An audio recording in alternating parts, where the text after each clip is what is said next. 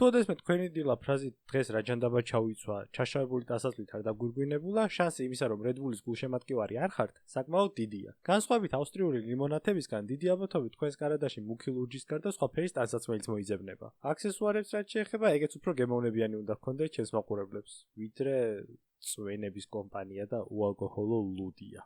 ლივერი არის ვიზუალური დიზაინი, ფერის აღებავი ლოგო, ან სტიკერი.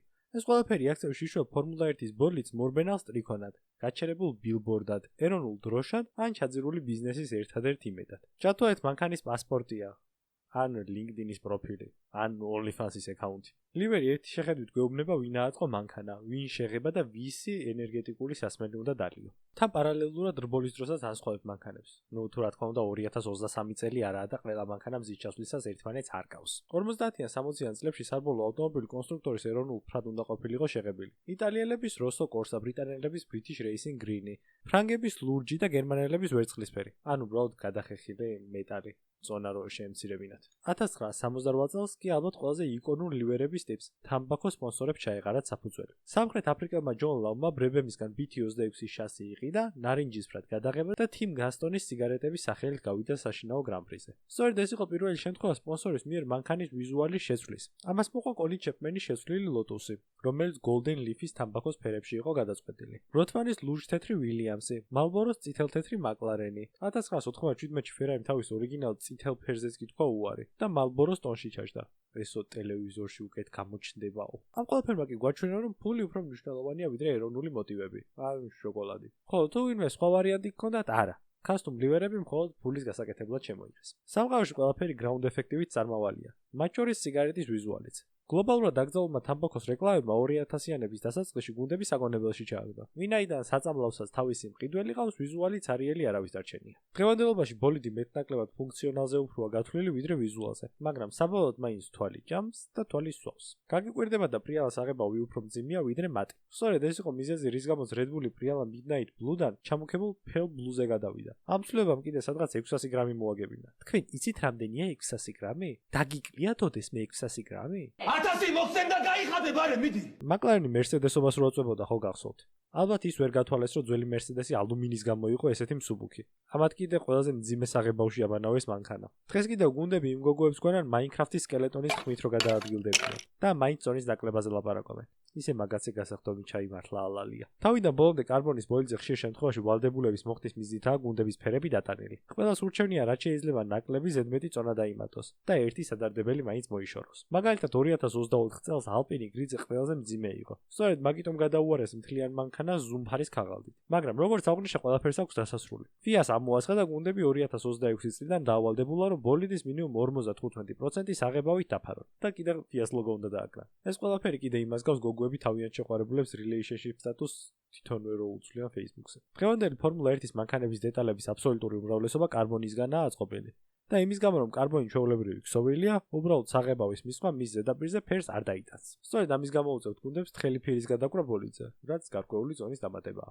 კონსტრუქტორები სპეციალურ ნანონაწილაკებიან საღებავებს იყენებენ ამისთვის. ზომაში რომ გაერკვეთ დაახლოებით რაზე ვსაუბრობ, მიზღერი აიღეთ და 1000 ჯერ დააპატარავეთ. აი მაგეების ერთობით იღებება Ferrari და წლის ბოლოს მაინც დავწინით. სამაგეროთ ეს ყველაფერი ძალიან ბალეშრება. თლად ისე ბალეც არა, ტაქსიში ის Mercedes-ები რო შრებიან. მაგრამ წავარა. იშვიათად, მაგრამ გუნდები ფირებსაც იყენებენ. მაგალითად ერთჯერადი სპონსორებისთვის, რომლებიც მთლიან ლივერიში არ არიან ინტეგრირებულები. ასევე ფირია ბოლიდის სპეციალური ვიზუალებიც. 21-ის Golf-ის McLaren-ი, 24-ის Deadpool Wolverine-ის Alpine და 25-ის თეთრი Red Bull-იც. სამაგეროდ განსხვავებით საღებავისგან ფირი ნაკლებად გამძლეა და შანსი იმისა, რომ წინა მანქანიდან ასროილმა კენჭმა დაფლითოს, საკმაოდ დიდია. მაგრამ აქვე მითის დავამსხვრიოთ. რბოლის მოსაგებად მთლად ყოველი გრამიც მნიშვნელოვანი არაა. წრეზე ზედმეტმა 1 კილოგრამა ბოლის მაქსიმუმ 600-1000-ი დააგარგვინოს. ეს ციებ-წყლება გუნდებმა 2022 წლიდან დაიწყეს. ასტონმა 350 გრამი რო დაზოგა კარბონზე დატოვებით. ფსიქოლოგიური თამაშია მანქანის გადაშკურკვაც და ისიც Rosberg-მან წინდები რო გადაჭრა, ასე უფრო მსუბუქი ვიქნებიო. ყველაფერი მაინც მძღოლზე და მანქანაზეა დამოკიდებული. მაგრამ მანქანის ჰაერთან ურთიერთქმედება შეიძლება მართლა არიოს არასწორად შეღებილმა ზედაპირმა. არა, შენი ამერიკიდან ჩამოსული დალეწილი მანქანა როგორც არ უნდა შეღებო, უფრო ნაკლებს ვერ დაგიწვავს. საერთოდ სხვა რაღაცაა ეს. რაც უფრო გლუვია ზედაპირი, მით უკეთ და უფრო წინასწარ გათვლილად მოძრაობს ჰაერი მასზე. ამაში საღებავს რასაკვირველია უპირატესობა აქვს. რადგან ფირს ფიზიკურად ისე ვერ გაასწორებ, რომ ქვევით მცირედი ბორცვები არ გაიკეთოს. თან ამას ვერც გაასწორებ. წინა ვიდეოდან უკვე გეცოდინებათ ტემპერატურა რაოდენ საშიში შეიძლება იყოს ბოლიდისთვის. ისე როგორც თქვენზე, ბოლიდებსაც შეიძლება შეექმნას პრობლემები. სიცხეში თუ მუქი ფერით გავაგარეთ. კოლოსალურ ცვლილებას არ იძლევა, მაგრამ სადმე კაშკაშა გადახურებული კიგზაუბერი გინახავთ? არა. მუქი წითელი ფერი არის? კი.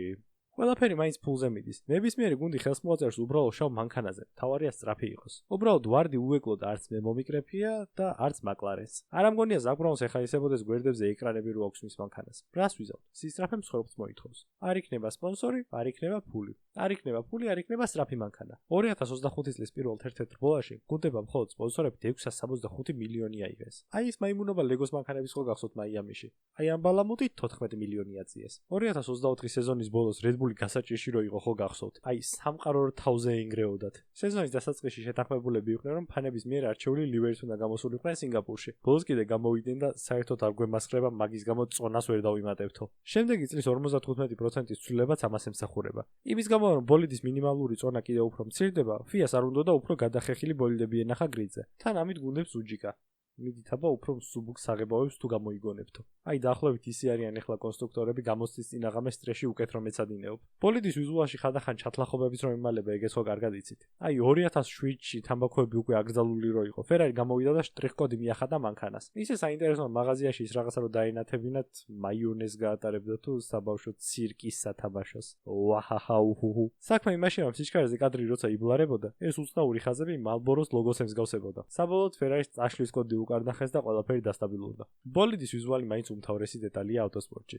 მოდი დარდაიძაბო უკან სარკეში ხარს ან შავ ბრილიანტს რო ხედავ. ლივერი ერთდროულად მეცნიერების შედევრი, მასხრობის ზეიმი და სპონსორობის გარანტორია. ისტორიამ ბევრი ისეთი დიზაინი შემოგვინახა, რომელიც გვინდა არ გვინდა სისწრაფესთან ასოცირდება. თქვენი არ ვიცი, მაგრამ მაღაზიაში მარტინის ბოთლს გვერდით რო ჩაული ძალაუნებურად მეღიმება. ისე ეგ შეიძლება ალკოჰოლიკობის ბრალიც იყოს, მაგრამ ეგ სხვა დროს და სხვა არხზე. ახლა კიდე თამამად განმოვიწევით თქვენსკენ შუბლზე საკოცნელად. მერე მომავალ შეხვედრამდე დაგემშვიდობებით და იქვე ვიდეოს იდეებსაც თუ დაწერთ, ძალიან გამახარებთ.